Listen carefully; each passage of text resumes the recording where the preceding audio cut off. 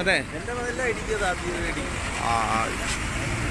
ഇപ്പോൾ 2 മിനിറ്റിന് മുമ്പേ കുരിയോട് റേഷൻ കട നട്ടേത്ര റേഷൻ കട ജംഗ്ഷന് മുമ്പിലുണ്ടായ ഒരു അപകടമാണ്.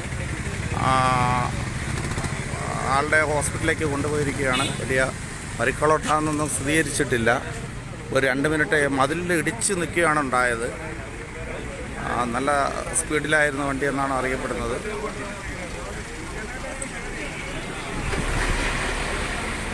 1 മിനിറ്റ് മാത്രമേ ആയിട്ടുള്ളൂ ഈ അപകടം നടന്നിട്ട്.